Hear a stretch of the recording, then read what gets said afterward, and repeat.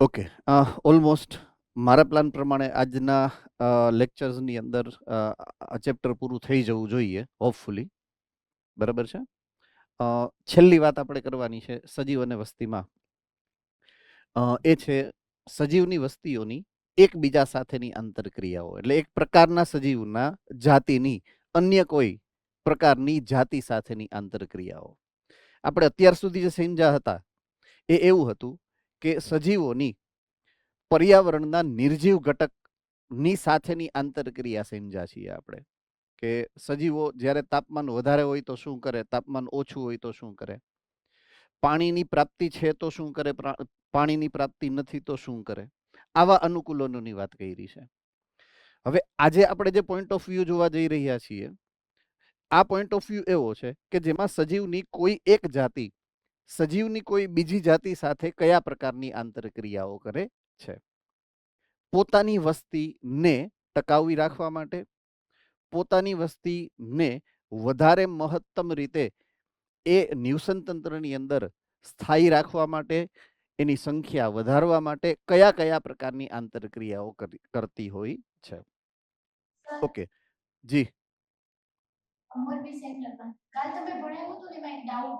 હા બોલો બેટા.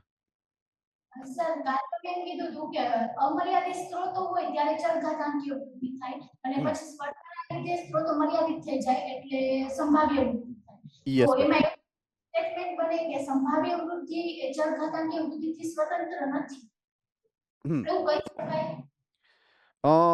કઈ એટલા માટે શકાય કે આમ જોવા જઈએ તો નિવસન તંત્ર એક જ છે. સે ફોર એક્ઝામ્પલ કોઈ એક નવું નિવસન તંત્ર બન્યું, નવું નિવસન તંત્ર એટલે જગ્યા એક જ છે. જ્યારે નવું બને જ છે અને પહેલી જ વખત એની અંદર વસ્તીનો વધારો થાય છે, સે ફોર એક્ઝામ્પલ, તો એમાં સૌથી પહેલા અમર્યાદિત સ્ત્રોતો વાળો નિયમ લાગુ પડે. તો એમાં વૃદ્ધિનો જે ગ્રાફ છે એ કયા પ્રકારનો, તો કે જે આકારનો મળશે તમને.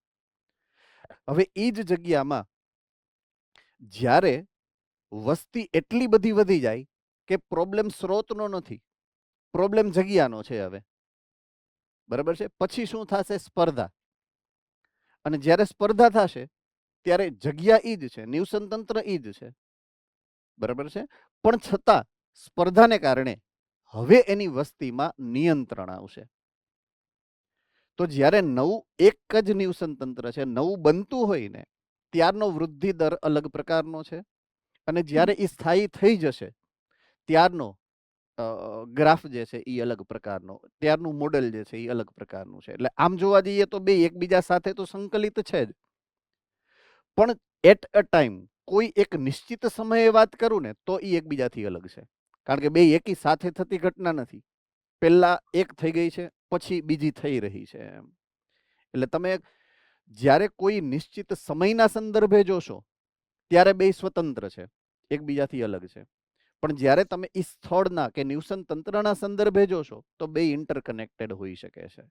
સર, આનો મીનિંગ એવો થયો કે સંભાવ્ય વૃદ્ધિ થવા માટે ચરઘાતાંકીય વૃદ્ધિ જરૂરી છે. ઈ થાય જ પહેલા. દાખલા તરીકે મારે જો યુવાન અવસ્થામાં આવવું છે તો મારે બાળ અવસ્થામાંથી તો પસાર થવું જ પડે. It is like that. You are right. Yes. All right. Okay, બીજા કોઈને કઈ ડાઉટ હોય તો પૂછી શકો છો. રાઈટ. તો હવે આપણે આંતરક્રિયાઓ કે જે એક સજીવની જાતિની બીજી કોઈ સજીવની જાતિ સાથે જે થાય છે એવી આંતરક્રિયાઓના મૂળભૂત ઉદાહરણો જે અહીંયા આપેલા છે 6, જે આપણી ટેક્સ્ટબુક પ્રમાણે છે, એની આપણે વાત કરીએ. પહેલું ઉદાહરણ છે મ્યુચ્યુઆલિઝમ, એટલે કે મ્યુચ્યુઅલ અન્ડરસ્ટેન્ડિંગ છે બે પ્રકારની જાતિઓ વચ્ચે, જેનું ગુજરાતીમાં આપણે કહીએ તો સહ ઉપકારિતા. એક જાતિ બીજી જાતિ, આ બંને જાતિઓ એકબીજાને મદદ કરશે, એકબીજા ઉપર ઉપકાર કરશે પોતાનું જીવન વૃત્તાંત ટકાવવા માટે. ઓકે, બીજા પ્રકારનો આંતર સંબંધ છે જેનું નામ છે કોમ્પિટિશન અથવા તો સ્પર્ધા. કે રિસોર્સ એક છે, સ્ત્રોત એક છે, અને ઉપયોગ કરવા વાળા બધી જ જાતિના સભ્યો છે. તો ઈ સ્ત્રોત માટે બધી જ જાતિના સભ્યો એકબીજા સાથે સ્પર્ધા કરશે, હરીફાઈ કરે છે. ત્રીજું છે પરભક્ષણ અથવા તો પ્રિડેશન, કે કોઈ એક જાતિ કોઈ અન્ય જાતિને ખાય છે, તો એ સંબંધ જે છે એ ખોરાક અથવા તો પોષણ સંબંધિત આંતર સંબંધ છે. કોઈ પણ સજીવ છે એને પોષણ જોઈએ છે, તો સ્વપોષીઓ સિવાય બધા જ પરપોષીઓ એવા છે કે જે અન્ય કોઈ એક્સ વાય કે ઝેડ પ્રકારના સજીવો ઉપર જ ખોરાક માટે આધાર રાખતા હોય છે. તો આ ઘટનાક્રમને આપણે કહીએ છીએ પરભક્ષણ. ચોથું છે પરોપજીવન અથવા તો પેરેસાઇટિઝમ. હું અંગ્રેજી શબ્દ એટલા માટે બોલું છું કે ઇટ ઇઝ વેરી કોમન કે ગમે ત્યારે આવા પ્રકારના ચોક્કસ અંગ્રેજી શબ્દો જે છે એ સીધું જ ગુજરાતીમાં છાપી દેવામાં આવે કે પેરેસાઇટ એવું. એટલે ઘણીવાર આવા પ્રકારના પ્રશ્નો પૂછાતા હોય છે, ખાસ કરીને પ્રાણી સમૂહો માટે. એટલા માટે હું અત્યારે આ શબ્દને અંગ્રેજીમાં પણ ખાસ પ્રોનાઉન્સિએશન કરવાની ગણતરીમાં છું. તો સહભોજિતા એ એના પછીનો આંતર સંબંધ છે. સહ એટલે સાથે, ભોજિતા એટલે ભોજન લેવા માટે અથવા તો અગેઇન પોષણ સંબંધિત આ આંતર સંબંધ છે. તો એને આપણે વન બાય વન બધાને આપણે સમજવાના છે, બરાબર છે. અને છેલ્લું છે એ પ્રતિજીવન છે.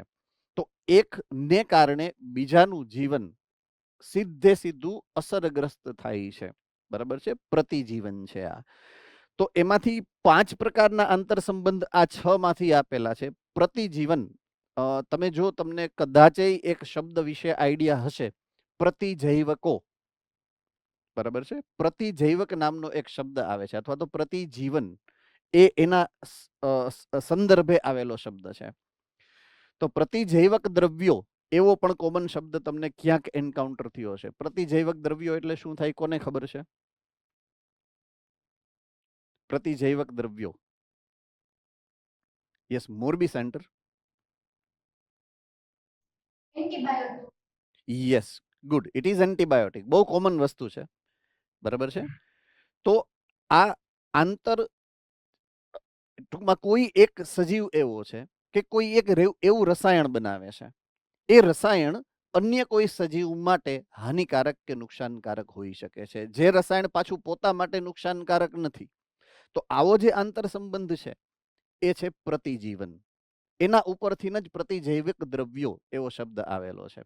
એટલે આને જે પ્રતિજીવન છે એને બહુ જાજુ ડિસ્ક્રિપ્શનમાં એટલા માટે નથી આપેલું કે ઈ આંતર સંબંધ ઓલરેડી કોઈ અલગ જગ્યાએ આપેલો જ છે. તો આપણે 5 આંતરક્રિયા જે છે એની વાત હવે ધીમે ધીમે કરીએ છીએ. ઓકે, હવે આ થવાનું કારણ શું એની વાત કરું સૌથી પહેલી. તો કોઈ પણ નિવસન તંત્રની અંદર કોઈ એક નિશ્ચિત પ્રકારની જાતિ જ નિવાસ કરતી હોય છે એવું નથી. અસંખ્ય પ્રકારના સૂક્ષ્મજીવો છે, અસંખ્ય પ્રકારના નિમ્ન કક્ષાના સજીવો છે, અને ઘણા બધા પ્રકારના ઉચ્ચ કક્ષાના સજીવો જે તે નિવસન તંત્રની અંદર પરમેનન્ટલી કાયમી રીતે નિવાસ સ્થાન કરતા હોય છે. એનો અર્થ એ છે કે એના તમામ રિસોર્સિસ એટલે કે સ્ત્રોતો, એ પછી ઉર્જાના સ્ત્રોતો હશે કે દ્રવ્યના સ્ત્રોતો હશે, બધા જ સૂક્ષ્મજીવોથી લઈ અને ઉચ્ચ કક્ષાના સજીવો સુધી એની ઉપર જ ડિપેન્ડન્ટ છે, એની ઉપર જ આધારિત છે, જેને લઈ અને આ પ્રકારના આંતર સંબંધોની જરૂરિયાત પડે છે. તો આનું વૈજ્ઞાનિક કારણ મેં તમને કીધું કે આ અલગ અલગ પ્રકારની આંતરક્રિયાઓ શું કામ સજીવોની અંદર જોવા મળે છે.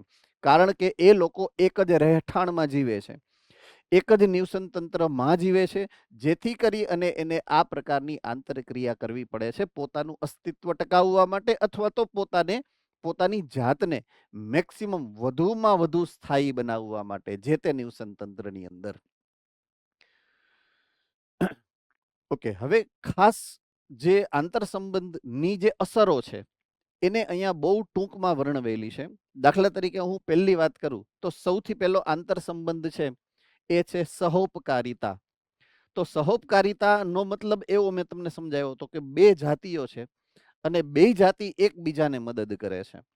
તો એનો અર્થ એવો કાઢવાનો છે કે અહીંયા બંને જાતિઓને લાભ થાય છે. અહીંયા મેં લખ્યું છે જાતિ એ અને જાતિ બી. તો બેયમાં પોઝિટિવ વેલ્યુ રાખી છે. બેયમાં પોઝિટિવ વેલ્યુ એટલે બેયને ફાયદો થાય છે. ઓકે, બીજા પ્રકારનો જે આંતરક્રિયાનો સંબંધ છે એ છે સ્પર્ધા. તો દાખલા તરીકે મેં એક રોટલી નાખી બારે ઓટલા ઉપર રાખી કે શેરીમાં નાખી, એક બાજુથી ગાય આવે છે અને એક બાજુથી કૂતરો આવે છે, જે પહેલા આવીને ખાય એને ફાયદો થાય, બીજું ભૂખ્યું રહી જાય. તો સ્પર્ધામાં હંમેશા એવું જ થાય છે કે એક દાખલા તરીકે કૂતરાએ ખાધી તો ગાય ભૂખી રહેશે, ગાયે ખાધી તો કૂતરું ભૂખ્યું રહેશે. તો અસર બેયની જાતિને થઈ શકે છે. હવે બે અડધી અડધી કરી તો બેમાંથી એકેય નું પેટ ભરાતું નથી. એટલે સ્પર્ધા હંમેશા બંને જાતિઓને નુકસાન કરે છે અને કરે જ છે. તો બંને જાતિઓને નુકસાન જ થાય છે સ્પર્ધાથી.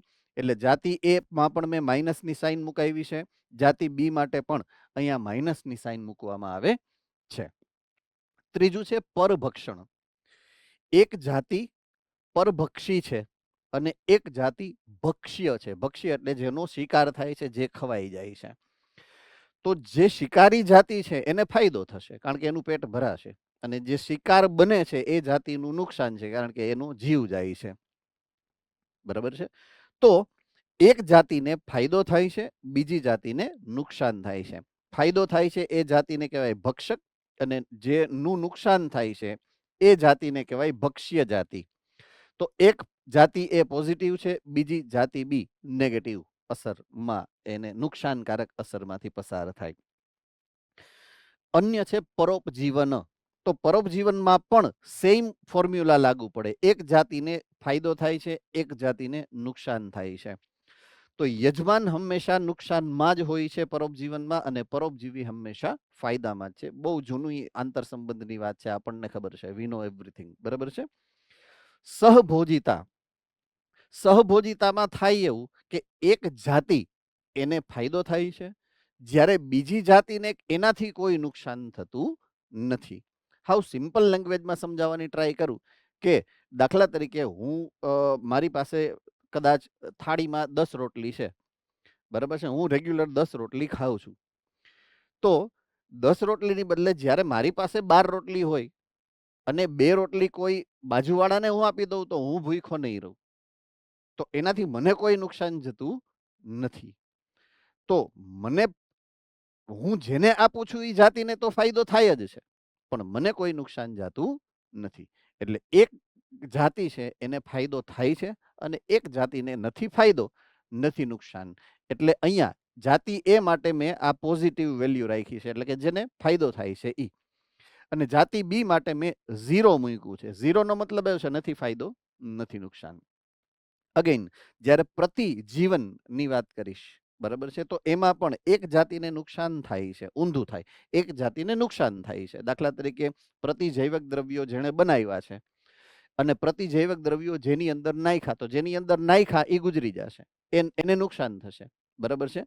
અને જેને ઉત્પન્ન કરી અને પોતે સ્ટોર કરીને રાખ્યા છે, સંગ્રહ કરીને, એને કોઈ અસર થવાની નથી, 0. તો પ્રતિજીવનમાં પણ એ જ નિયમ લાગુ પડે, પણ ઊંધી રીતે. તો અહીંયા જાતિ એ ને નુકસાન છે અને જાતિ બી ને નથી નુકસાન કે નથી ફાયદો. ઓકે, હવે આમાંથી પરોપજીવન છે આ એક, બીજું છે પરભક્ષણ એટલે કે આ બીજું, અને ત્રીજું છે સહભોજિતા એટલે કે આ ત્રીજું. આ 3 જે છે, આઈ રિપીટ, પરભક્ષણ, પરોપજીવન અને સહભોજિતા. આ 3 આંતર સંબંધો એવા છે કે જેના સજીવો એકબીજા સાથે નજીકથી જોડાયેલા હશે, ખૂબ નજીકથી જોડાયેલા હશે. પરોપજીવી દાખલા તરીકે હોય તો પરોપજીવીનો યજમાન ફિક્સ જ હોય. તો એ જે આંતર સંબંધ છે એ કેવો છે, ખૂબ એકબીજાથી નજીકનો આંતર સંબંધ ગણવો પડે આપણે. બરાબર છે. ઓકે, પહેલા નંબરની જે આંતરક્રિયા છે એની આપણે વાત કરીએ, અને એ આંતરક્રિયાનું નામ છે પરભક્ષણ. હવે પરભક્ષણનો અર્થ આપણે બ્રોડ વેમાં સમજવાનો છે. બરાબર છે. નેરો અર્થમાં નહીં, ટૂંકો અર્થ નથી સમજવાનો, મોટો અર્થ સમજવાનો છે. સામૂહિક પરભક્ષણની વાત છે. પરભક્ષીઓનો મતલબ શિકારી પ્રાણીઓ જ થાય, આપણે એવું જનરલી ફિટ છે આપણી કેસેટ, એવું નથી. પરભક્ષીનો મતલબ એવો થાય છે કે જે ખોરાક ઉપર ખોરાક માટે અન્ય સજીવ ઉપર આધારિત છે. તો એના 2 પ્રકાર હોઈ શકે છે. માંસાહારી પણ પરભક્ષી ગણાય અને શાકાહારી પણ પરભક્ષી ગણાય. એટલે પરભક્ષણ માટે અહીંયા ઉદાહરણ તરીકે જે શિકાર કરતા સિંહનું દ્રશ્ય છે, તો માત્ર સિંહ કે સિંહ જેવા માંસાહારી સજીવો જ પરભક્ષીઓ ગણાય એવું નથી. જે શાકાહારી છે, આ શાકાહારી પ્રાણીઓ, તૃણાહારી પ્રાણીઓ એ પણ અન્ય સજીવનો જ ખોરાક તરીકે ઉપયોગ કરે છે. દાખલા તરીકે વનસ્પતિઓ.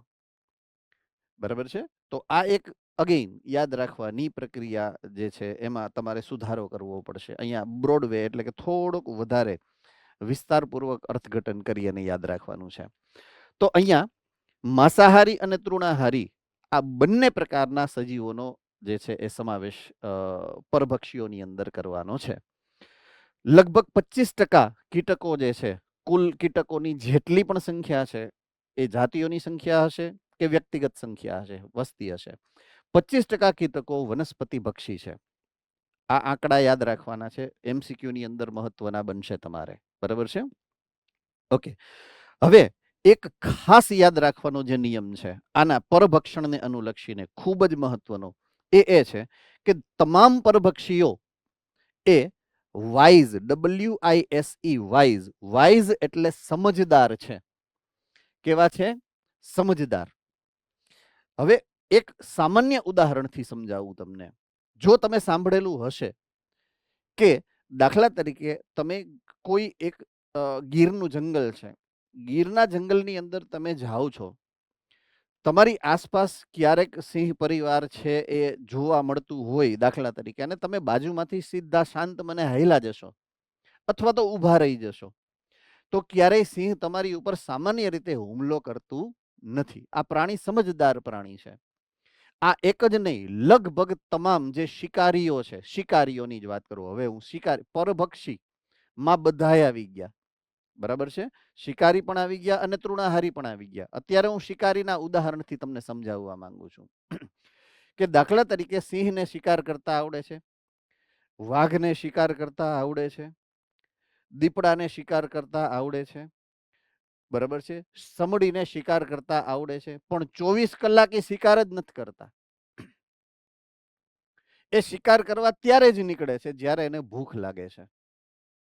અને એકવાર એ જ્યારે શિકાર કરી અને પેટ ભરી લે છે ત્યારે જ્યાં સુધી એ જેટલું ખાધેલું છે એનું 100% જ્યારે એ ફિનિશ અંદર સમાપ્ત ન થઈ જાય એની એનર્જી, ત્યાં સુધી બીજી વાર શિકાર ન કરે. બહુ લાંબો ગાળો લે શિકાર કરવા માટે, 10 દિવસ, 15 દિવસ, 20 દિવસ, જેટલું ખાધું હોય એના સમપ્રમાણમાં. તો બેફામ શિકાર નથી કરતા ક્યારેય. બરાબર છે? એટલા માટે એ શબ્દ વાપરેલો છે કે હંમેશા સમજદાર છે પરભક્ષીઓ. સેમ વસ્તુ તમારે તૃણાહારીઓ માટે લાગુ પડે છે. તમે જો અભ્યાસ કર્યો હશે તો એની જીવનચર્યા, દિનચર્યાનો, કે પક્ષીઓ જે તમારી આસપાસના પર્યાવરણમાં જોવા મળશે તો એ આખો દી ચણતા જોવા નહીં મળે. તમે જોજો, એ સવારના ભાગમાં જ ચણતા હોય છે અને ક્યારેક તમને એવું જોવા મળશે કે મોટી સંખ્યામાં સાંજના ભાગમાં જ ચણતા હશે. તો એની ચરણ પ્રવૃત્તિ આખો દિવસ નથી, રાત્રે તો નથી જ, પણ દિવસમાં એ આખો દિવસ તો નથી જ. બરાબર છે? એટલે સમજદાર છે. એ પરભક્ષણ જેનું કરે છે એ જાતિનું પરભક્ષણ માપે કરે છે, બેફામ ન કરે. કહેવાનો મતલબ એ છે. તો પરભક્ષીનું આ પરભક્ષણની જે આંતરક્રિયા છે એનું એક આગવું લક્ષણ આ પણ છે. એ પણ તમારે યાદ રાખવાનું છે. હવે પરભક્ષણ જ્યાં થાય છે, આ પરભક્ષણનું ઇકોલોજીકલ એટલે પરિસ્થિતિક વિદ્યાની અંદર ઘણું આગવું મહત્વ છે. ખૂબ ઇમ્પોર્ટન્ટ ક્રિયાવિધિ છે આ પરભક્ષણ. એના ફાયદા પ્રકૃતિને ખૂબ થાય છે. બરાબર છે? તો એ ફાયદાઓની વાત અહીંયા કરી છે. તો પરભક્ષણના ફાયદા જાતિ માટે નથી. આ પોઈન્ટ જે આપણે અત્યારે લખવાની વાત છે, દાખલા તરીકે મેં અહીંયા એક ઉદાહરણ આપેલું છે. બરાબર છે? એ ઉદાહરણની ચર્ચા આપણે અહીંયા કરીએ છીએ. તો આપણે જે ફાયદાઓ ગણવાના છે, આપણે જે ફાયદાઓ સમજવાના છે, આપણે જે ફાયદાઓની વાત કરીએ છીએ, એ ફાયદા સજીવ માટે, ઇન્ડિવિજ્યુઅલ વ્યક્તિગત જાતિ માટે ફાયદા છે એની વાત નથી કરતો. હું જે વાત કરું છું એ નિવસન તંત્રના સંદર્ભે કે પ્રકૃતિના સંદર્ભે એ શું મહત્વ ધરાવે છે એ ફાયદા છે. તો માઇન્ડ ઇટ કે તમને આ શું હેડિંગ આપ્યું છે. તો આ પરભક્ષણના ફાયદા જે આપેલા છે એ પ્રકૃતિના સંદર્ભે આપેલા છે, નિવસન તંત્રના સંદર્ભે આપેલા છે, નિવસન તંત્રના સંતુલનના સંદર્ભે આપેલા છે. તો પહેલું, પરભક્ષીઓ જે પરભક્ષણ કરે છે, ખાય છે, જે જાતિને ખાય છે, તો એ શિકાર વસ્તીને નિયંત્રણમાં રાખે છે. શિકાર વસ્તી એટલે જેનો શિકાર થાય છે એ દાખલા તરીકે એક સિંહ છે અને એક હરણ છે. તો હરણની વસ્તીને સિંહ દ્વારા નિયંત્રિત કરવામાં આવે છે સતત. શું કામ? કારણ કે એને ખાય છે. ખાય છે એટલે એની વસ્તીને ઓછી કરે છે. ઓછી કરવાનો મતલબ છે નિયંત્રિત કરે છે. રાઈટ? એટલે બહુ સિમ્પલ લોજિક છે આની પાછળનું. પણ એનું મહત્વ શું છે કે નિવસન તંત્રને શું ફાયદો થાય? કે નિવસન તંત્ર જે ઓલો કેપિટલ કે વાળો હતો ને, ધારણ ક્ષમતા, બરાબર છે? ગઈકાલે આપણે વાત કરી હતી, યાદ હોય તો, વહન ક્ષમતા, તમારી ટેક્સ્ટબુકના વર્ડ પ્રમાણે. તો વહન ક્ષમતા નક્કી કરે છે ભક્ષણ દ્વારા. કોણ? પ્રકૃતિ પોતે. તો પ્રકૃતિનો આ ધારણ ક્ષમતા કે વહન ક્ષમતા ને જેને કહેવાય ને, એને અનુલક્ષીને થયેલી એક આંતરક્રિયા છે. બરાબર છે?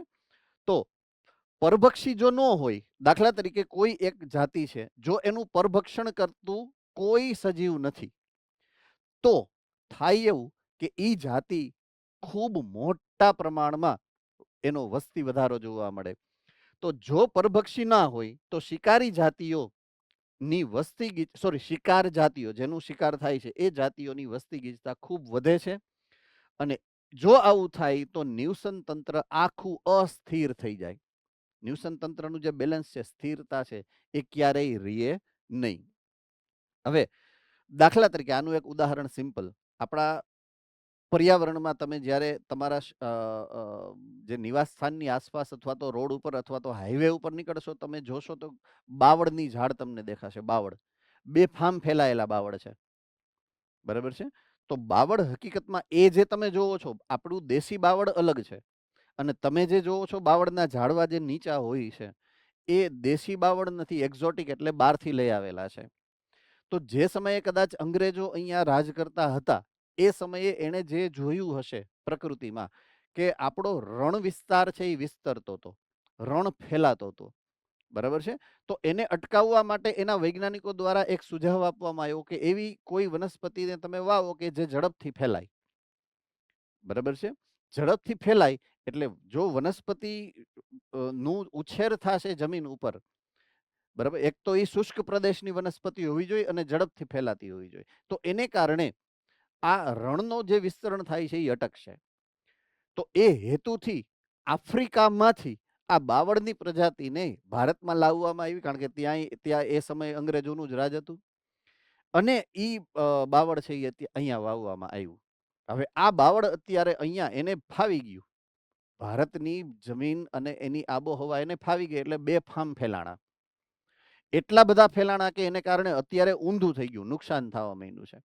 કે આપણી લોકલ જે સામાન્ય સ્થાનિક જાતિઓ છે, ઘણી બધી વનસ્પતિઓની, એ પણ અહીંયા લુપ્ત થવા માંડી અથવા તો લુપ્તતાને આરે પહોંચી ગઈ છે.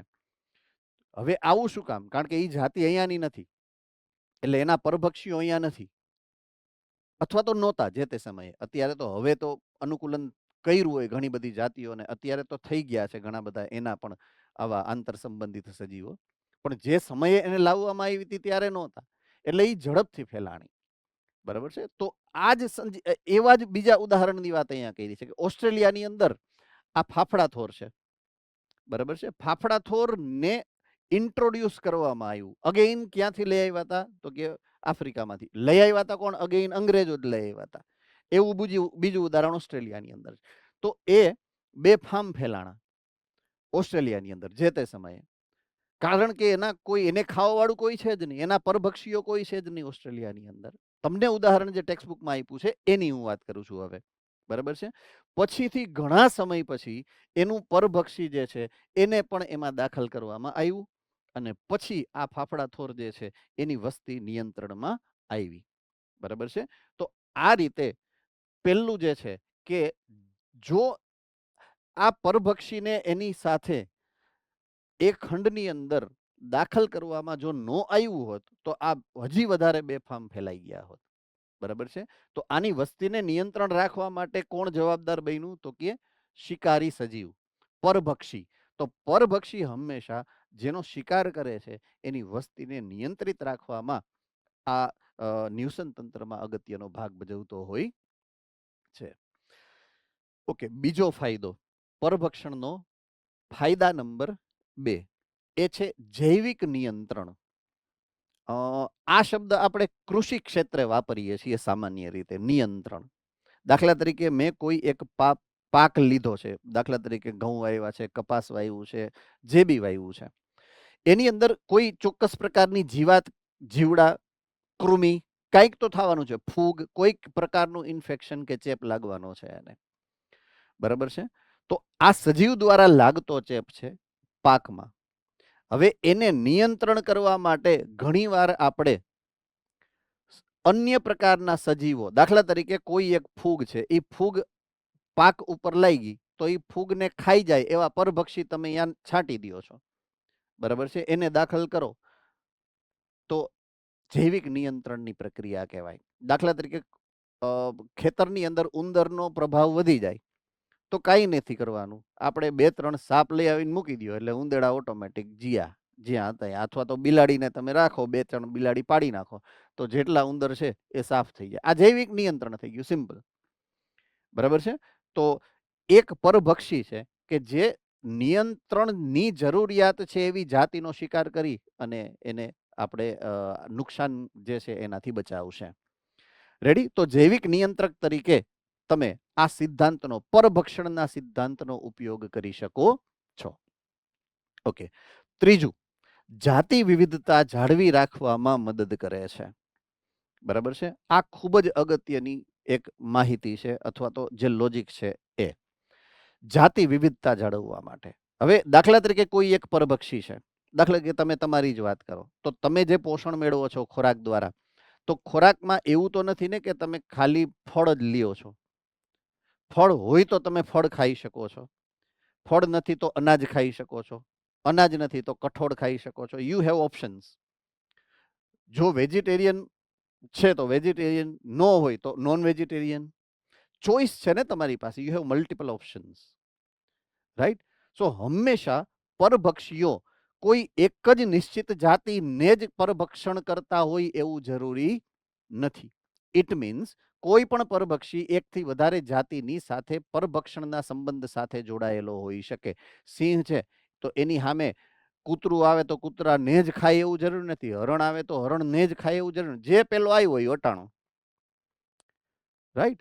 તો થાય શું, કૂતરાને પણ સિંહથી બચવા માટેનું અનુકૂલન કરવું પડે, હરણને પણ સિંહથી બચવા માટેનું અનુકૂલન કરવું પડે, બરાબર છે. એ જ પ્રમાણે જેટલા એવા નિમ્ન કક્ષાના, સિંહથી નિમ્ન કક્ષાના જેટલા પણ પ્રાણીઓ છે એ બધાને સિંહથી બચવાનું અનુકૂલન તો કરવું જ, શીખવું જ પડે કે આનાથી કેમ બચવું, રાઈટ? એટલે એ જૈવ વિવિધતા છે. શું છે? એ જૈવ વિવિધતા થઈ ગઈ, લક્ષણમાં ફેરફાર, એક અનુકૂલન વધારવું પડે.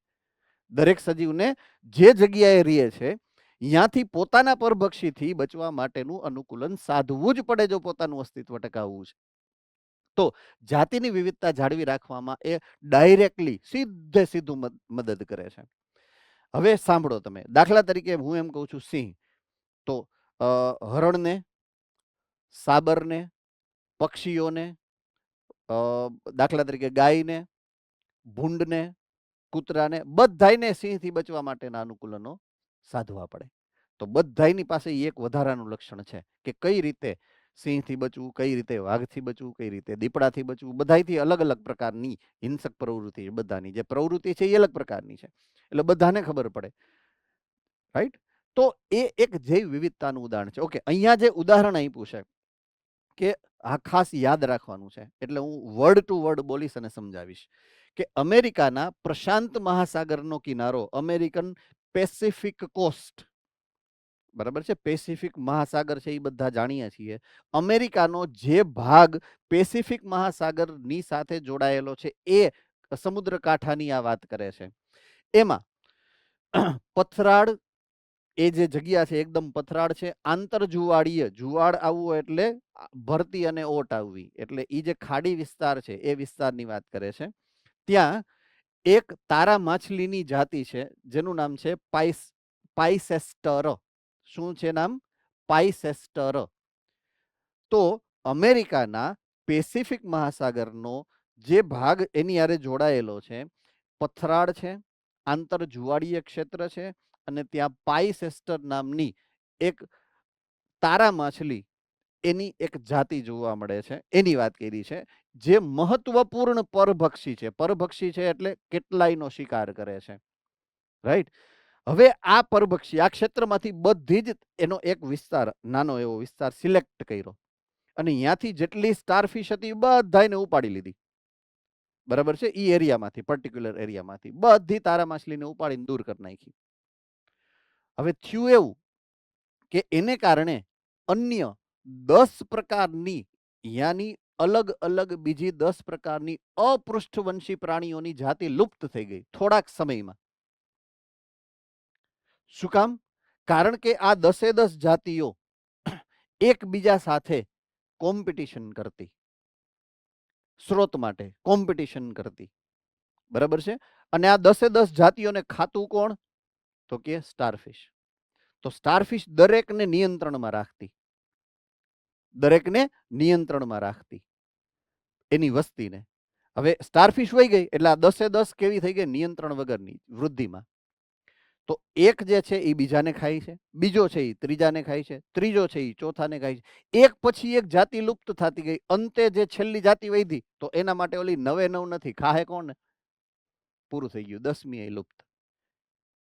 તો એ જે વિવિધતા હતી 10 અલગ અલગ અપૃષ્ઠવંશી જાતિઓની, એ મેન્ટેન રાખવામાં, એ સંતુલિત રાખવામાં અને એનું પ્રમાણ જાળવી રાખવામાં પહેલી જે દૂર કરાયેલી જાતિ હતી પાઇસેસ્ટર નામની સ્ટારફિશ, એટલે કે સમુદ્રી જે સજીવ છે, બરાબર છે.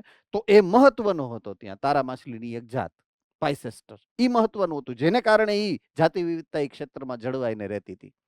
બરાબર છે. તો આ પણ એક અગત્યનું ઉદાહરણ બહુ ઘણી બધી વખત પૂછાયેલું છે, તમામ પ્રકારની બોર્ડમાં પણ પૂછાયેલું છે, ગુજકેટમાં પણ પૂછાયેલું છે, નીટમાં પણ પૂછાયેલું છે. So it is very important point. એટલે મેં આખા પોઈન્ટ વાઇઝ એને એક્સપ્લેન કર્યું છે. તમારે પણ એને યાદ રાખવાનું છે કમ્પલસરીલી. ઓકે. હવે એક અનુકૂલન છે વિશિષ્ટ પ્રકારનું, બરાબર છે. જે મેં વાત અત્યારે સિંહના સંદર્ભે જ અત્યાર સુધી વાત કરી છે બધી, મોટા ભાગે. એક જ ઉદાહરણ મેં એવું આપ્યું હતું છેલ્લે, કે સિંહ જેનો જેનો શિકાર કરે છે એ બધી જ જાતિઓને સિંહથી બચવા માટે અનુકૂલન કરવું પડે. તો એની વાત અહીંયા હવે આવી. તો હવે શિકાર જાતિની વાત આપણે કરશું. તો શિકાર જાતિઓ એના સ્વરક્ષણથી પરભક્ષણના પ્રભાવમાં ઘટાડો થાય છે. હવે બહુ સિમ્પલ લોજિક એક સમજાવું. દાખલા તરીકે જો તમે નેશનલ જિયોગ્રાફી કે ડિસ્કવરીની અંદર જો કાંઈ નાના મોટા પ્રોગ્રામ જોતા હો, ડોક્યુમેન્ટરી જોતા હો, તો હરણ જ્યારે ચરતું હોય અને એનો શિકાર કરવા માટે જ્યારે કોઈ આવા હિંસક પ્રાણીની એ જે સીન આવતો હોય ત્યારે તમે જોજો, એમાં હશે એવું, દાખલા તરીકે કોઈ પણ નાનું એવું હરણ છે એ ચરતું હોય તો એ સતત ઊંધું ઘાલીને ચૈરે ન જાય ક્યારેય. Do remember this. હવે માર્ક કરજો, કદાચ અત્યાર સુધી ના જોયું હોય તો. એ 2-3 કોળિયા ખાય તરત જ સીધી જ એની નજર ઉપર પડે છે, સીધું ઉપર જોવે, આજુમાં જોવે, બાજુમાં જોવે, કાન ઉપર કરે, આમ કાન ફેરવે. આ એનું બિહેવિયર છે, આ એનું અનુકૂલન છે. એ સતત માર્ક કરે છે કે મારી આજુબાજુમાં કોઈ છે નહીં ને. કારણ એને એના શિકારી કેટલા, જો શિકારી કૂતરાથી લઈ ઝરખ, બરાબર છે, સિંહ, વાઘ, દીપડા, આ બધા જ એના શિકારી છે, રાઈટ. તો એનો શિકાર કરવા માટે તો કેટલાય બધા પ્રાણીઓ છે, બધાથી એને બચવાનું છે, ખાલી સિંહથી જ નહીં. એટલે એને સતત જાગૃત રહેવું પડે છે. તો આ એક સિમ્પલ લોજિકલ ઉદાહરણ છે. સિમ્પલ હું તમને સમજાવું કે રાત્રે તમે અડધી રાત્રે નીકળ્યા 11 વાગે 12 વાગે અજાયણી શેરીમાંથી, તો સૌથી પહેલા તમારું ધ્યાન ક્યાં હોવું જોઈએ? એ શેરીમાં કોઈ કૂતરા છે કે નહીં એમ. બસ આ સિમ્પલ લોજિકલ ઉદાહરણ છે. બચવા માટેનું જ અનુકૂલન છે. તમે તમારી જાતને કેટલી જાગૃત રાખો. ગમે એવી નિંદર આવતી હોય, દાખલા તરીકે રિક્ષામાંથી ઉતરાવો, રિક્ષામાં હોઈ ગયા હો, પણ એ અજાયણી જગ્યાએ તમે પગ મૂકો અને ભૂલથી કૂતરું ભસવાનું અવાજ આવ્યું, કઈ નિંદર અને કયો થાક, સીધી આંખ ઉઠી જ જાય તમારી, નીંદર ઉડી જ જાય તમારી. તો આ અનુકૂલન છે. તો એવા અમુક અનુકૂલનો જે છે એની અહીંયા શેર કરેલા છે તમારી સામે. દાખલા તરીકે કીટકો અને દેડકાઓ. બરાબર છે. એની અમુક સ્પીસીસ, અમુક જાતિઓ એવી છે કે જેમાં અલગ અલગ પ્રકારના રંગો સર્જવાની અનુકૂલિત વ્યવસ્થા હોય છે. કેમોફ્લેજ કહેવાય એને, કેમોફ્લેજ. રંગ અનુકૃતિ. શું કહેવાય? રંગ અનુકૃતિ. પોતાનો રંગ બદલી દે. જેવું પર્યાવરણ હશે એ પ્રકારનો રંગ એ પોતે પોતાની ચામડીનો બદલી શકે છે. દેડકામાં તો તમે કદાચ ભણ્યા જ છો, બરાબર છે. આ ઉપરાંત ઘણા બધા એવા સજીવો છે. એક બહુ કોમન ઉદાહરણ એનું છે. બીજું કોઈ કોમન ઉદાહરણ તમારા ધ્યાનમાં હોય કે જે રંગ બદલી શકે? Yes, Modasa centre please.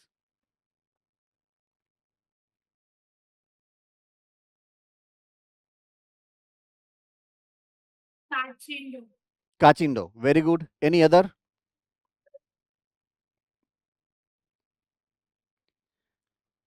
Octopus.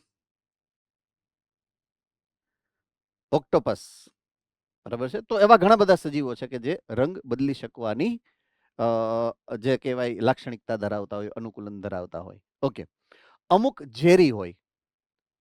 ઘણા બધા એવા સજીવ છે કે જે પોતે પોતાના શરીરમાં ઝેરી રસાયણો બનાવશે, જેથી શિકારી જ્યારે આવે તો એ ઝેર દ્વારા પોતાની રક્ષા કરી શકે. સાપ ને વીંછી બહુ કોમન એક્ઝામ્પલ છે, બરાબર છે. અહીંયા જે તમને આપેલું છે કે જે મોનાર્ક નામના પતંગિયાનું ઉદાહરણ આપ્યું છે. આ જે ઉદાહરણ છે અહીંયા, આ મોનાર્ક નામના પતંગિયા છે. એ પતંગિયા જ્યારે એની પૂર્વાવસ્થામાં, વિકાસશીલ અવસ્થામાં છે, તો સૌથી પહેલા તો એ ફૂદા બને છે, બરાબર છે. પણ ફૂદા પહેલાની અવસ્થા છે એ છે ઈયળ અવસ્થા. તો પોતે ઈયળ અવસ્થામાં એવી વનસ્પતિઓ ખાય કે જે વનસ્પતિઓ પછીથી ટોક્સિન્સ એટલે કે ઝેરી દ્રવ્યોમાં ફેરવાઈ જાય. અને એ ઝેરી દ્રવ્યો સ્વાદમાં બહુ વિચિત્ર હોય, ભાવે નહીં એવા. ઘણી વાર તમને અત્યારે ચોમાસું છે ને, જીવડા આજુબાજુમાં ઉડતા હોય ને ભૂલથી એકાદ જીવડું અડાઈ ગયું હોય તો એકદમ હાથમાં કે જે જગ્યાએ તમે અડી ગયા છો એ જગ્યાએ એકદમ વાસ, તીવ્ર વાસ આવશે. તમે જોશો તો તમને ખ્યાલ છે, કદાચ વેરી કોમન ફિનોમિના છે, એટલે ખબર જ હોવી જોઈએ. ન ખબર હોય તો તમે જરાક તમારું ઇન્ટરેક્શન વધારજો પ્રકૃતિ સાથે. આવું બધું માર્ક કરવું અને ધ્યાનમાં હોવું જરૂરી છે. આ તમારી લાઈફ છે, તમારી લાઈફનું ઇન્ટરેક્શન છે, અને એ તમને હોવું જોઈએ લાઈફમાં. માત્ર ચાર ચોપડીની જ જિંદગી નથી આપણી. આપણી જિંદગી આપણા પ્રકૃતિ સાથે સીધી જ જોડાયેલી હોવી જોઈએ, એ ફરજિયાત છે એમ, બરાબર છે. લાઈફમાં બધું જ જરૂરી છે. મહત્વનું એ છે કે તમે વધારે ભણો. હું એમ જ કહું છું વધારે ભણવાનું જ છે, પણ એનો મતલબ એવો નથી કે આજુબાજુમાં શું છે એ ખબર ન હોય આપણને. એટલું બધું હાવ નહીં ભણી લેવાનું એમ. So do remember this. તો એવા રસાયણો ઉત્પન્ન કરે છે, એવા ટોક્સિન્સ ઉત્પન્ન કરે છે, જેથી શિકારી જાતિઓ એનાથી દૂર રહે છે. રેડી? ઓકે. અહીંયા બીજું ઉદાહરણ એવું શેર કરેલું છે એવા રસાયણોનું, ઝેર સિવાયના રસાયણ. ઝેર નથી પણ રસાયણ છે. તો આંકડો એટલે કે કેલોટ્રોપિસ. આંકડો બધો બધાએ જોયેલો છે. એ જેને કહેવાય ને કે આપણી આસપાસના જે વાતાવરણમાં છે એ બહુ સામાન્ય જોવા મળતી વનસ્પતિ છે. તો એમાં અતિ ઝેરી પણ હૃદયને ઉત્તેજિત કરતું ગ્લાયકોસાઇડલ દ્રવ્ય ઉત્પન્ન થાય છે, હે ને? તો આ ઝેર એવું છે કે લાગુ કોને પડશે? ફક્ત ને ફક્ત ઉચ્ચ કક્ષાના સસ્તનો કે જે ચરે છે એના માટે જ લાગુ પડે. એટલે બધાય માટે ઝેર નથી, રાઈટ?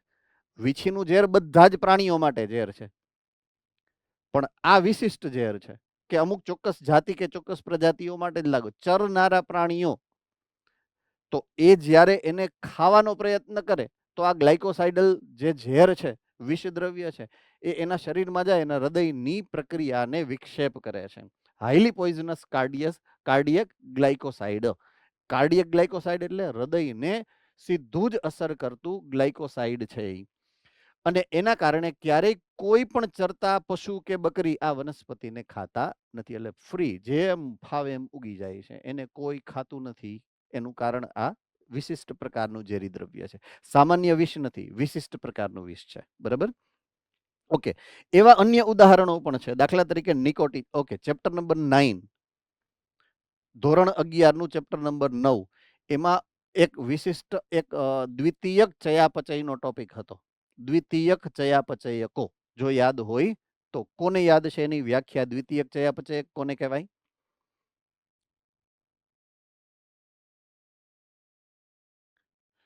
જ્યારે મેં શરૂ કર્યું હતું ત્યારે કીધું હતું કે ચેપ્ટર નંબર 9 તમારે વાંચવાનું છે, તૈયાર કરવાનું છે અને યાદ રાખવાનું છે. યસ જુનાગઢ.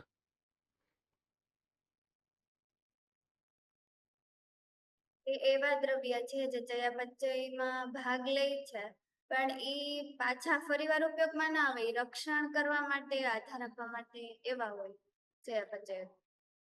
ઓકે. તો ચયાપચય દરમિયાન ઘણા બધા ચયાપચયકો ઉત્પન્ન થાય. હું રિપીટ કરું છું યાદ રાખવા માટે, તમારે યાદ રાખવા માટે. તો ચયાપચય દરમિયાન એવા દ્રવ્ય જ્યારે ઉત્પન્ન થાય કે જે એકવાર ઉત્પન્ન થયા પછી એ હંમેશાના માટે સ્ટોર થાય, સંગ્રહિત થાય, એનો ફરીથી ઉપયોગ થવાનો નથી, એવા દ્રવ્યો. સામાન્ય રીતે ચયાપચયકો કેવા હોય કે બને, વળી પાછા યુઝ થાય, વળી પાછા બને, વળી પાછા યુઝ થાય. દાખલા તરીકે કાર્બન ડાયોક્સાઇડ ને પાણી છે, એનું સંયોજન થાય ને ગ્લુકોઝ બને. ગ્લુકોઝનું સંયોજન થાય તો ગ્લાયકોજન બન્યો કે સ્ટાર્ચ બન્યો, તો એ સ્ટાર્ચ પાછો તૂટે તો પાછો ગ્લુકોઝ આવી ગયો. એ જ ગ્લુકોઝનું પાછું દહન થાય તો એ જ કાર્બન ડાયોક્સાઇડ ને એ જ પાણી આવ્યું. એ હવામાં ગયો દાખલા તરીકે કાર્બન, બીજી વનસ્પતિ એને લઈએ તો પાછો એ ગ્લુકોઝ બનાવશે. તો આ તો રીયુઝેબલ થઈ ગયું ને આખું. અકાર્બનિક દ્રવ્યો અને કાર્બનિક દ્રવ્યો હંમેશા આંતર રૂપાંતરિત થઈ રાખે, એકમાંથી બીજામાં ને બીજામાંથી પહેલામાં. પણ અમુક દ્રવ્યો એવા છે જ્યારે બને ને પછી પાછું એનું રૂપાંતરણ પાછું ન થાય, વન વે જ થાય, ટુ વે ન થાય. તો એવા જે દ્રવ્યો છે ને એવા ચયાપચયકો છે એને દ્વિતીયક ચયાપચયકો કહેવાના છે, સેકન્ડરી મેટાબોલાઇટ્સ. રાઈટ? તો દરેક વિષ દ્રવ્યો આ સેકન્ડરી મેટાબોલાઇટ્સ છે. મોટા ભાગે એ રક્ષણાત્મક પ્રણાલીનો હિસ્સો છે. કારણ કે વનસ્પતિ કેવી છે, મોટા ભાગે વનસ્પતિમાં જોવા મળે છે, 9મા ચેપ્ટરમાં શીખડાયું એ પ્રમાણે. અને વનસ્પતિ પાસે એવી કોઈ વ્યવસ્થા નથી કે જે ઉત્સર્જન કરી શકે, એટલે એને સ્ટોરેજ કરવાનું છે, એ ફિક્સ છે. બરાબર છે? ઉત્સર્જન તંત્ર તો છે નહીં વનસ્પતિ પાસે, સિવાય કે ખરતા પાંદડામાં, પણ એ લિમિટેડ થાય ને, બહુ ન થાય જાજુ. એટલે એની પાસે સંગ્રહ કરવા માટેની જ વ્યવસ્થા કરવી પડે કોઈ. તો મફતમાં એમનેમ હાવ એમનેમ સંગ્રહ કરવો એના કરતાં કોઈક એવા દ્રવ્યોમાં રૂપાંતરિત કરી અને સંગ્રહ કરી જેથી રક્ષણાત્મક પ્રણાલીનો ભાગ બની શકે. તો આ હેતુથી વનસ્પતિમાં મહત્તમ દ્વિતીયક ચયાપચયકોની હાજરી જોવા મળતી હોય છે. આપણામાંય છે. તમારા ચહેરા ઉપર જે આ ઓઇલ લીક થાય છે તો ઓઇલ પાછું ગ્લુકોઝમાં રૂપાંતરિત નથી થતું. બરાબર છે? તો એ દ્વિતીયક ચયાપચયક જ છે. આપણા શરીરની ચામડીની ઉપર જે કેરાટીનનું આવરણ થયું તો કેરાટીન દ્વિતીયક ચયાપચયક છે. એની ઊંધું પાછું ક્યારેય કેરાટીનનો પાછો પુનઃ ઉપયોગ ક્યારેય નથી થવાનો આપણા શરીરની અંદર. તો એ દ્વિતીયક ચયાપચયક છે. તો આપણા શરીરમાં દ્વિતીયક ચયાપચયકો નથી એવું નથી, પણ વનસ્પતિઓમાં પ્રમાણમાં વધુ પ્રમાણમાં એવા ઉદાહરણો જોવા મળશે તમને. તો આ બધા ઉદાહરણો એ ચેપ્ટર નંબર 9માં તમને આપેલા છે. દાખલા તરીકે નિકોટીન છે, કેફીન છે, ક્વિનાઇન છે, સ્ટ્રિકનાઇન છે વગેરે, ઓપિયમ છે. રાઈટ? એટલે આ બધા દ્રવ્યો એવા છે કે જે વનસ્પતિના શરીરમાં દ્વિતીયક ચયાપચયક તરીકે સંગ્રહિત હોય છે. અને આ રસાયણો ને કારણે, આ રસાયણોની હાજરીને કારણે મોટા ભાગના સજીવો એનો શિકાર કરતા નથી, કારણ કે એ એના માટે હાનિકારક હોઈ શકે છે. ઓકે. આંતર સંબંધ નામ સ્પર્ધા. નામ છે સ્પર્ધા. અસર આપણને ખબર છે.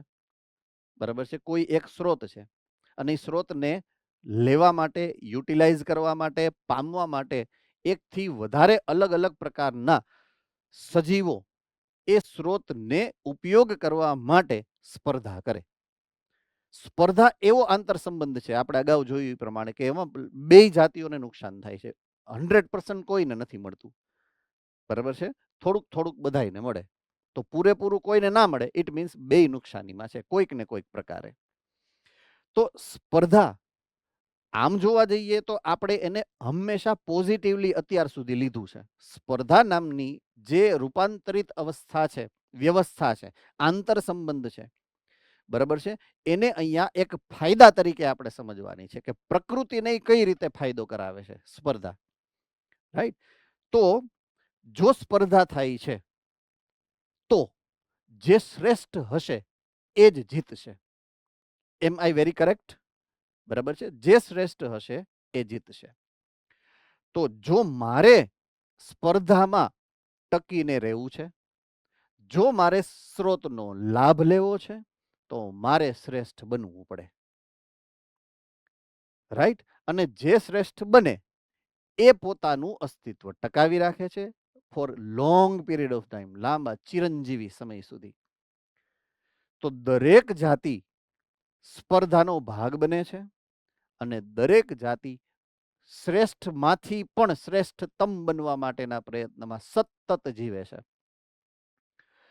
હવે સ્પર્ધા કરે છે શું? સ્પર્ધાનો ફાયદો ન્યુસન તંત્રને શું મળે છે? તો કે દરેક જાતિ જે સ્પર્ધામાં ભાગ લે છે એની વસ્તીને નિયંત્રિત કરે સ્પર્ધા. અગેઇન પાછું આવ્યું કેપિટલ કે, વહન કે ધારણ ક્ષમતા, એને નિયંત્રિત કરે.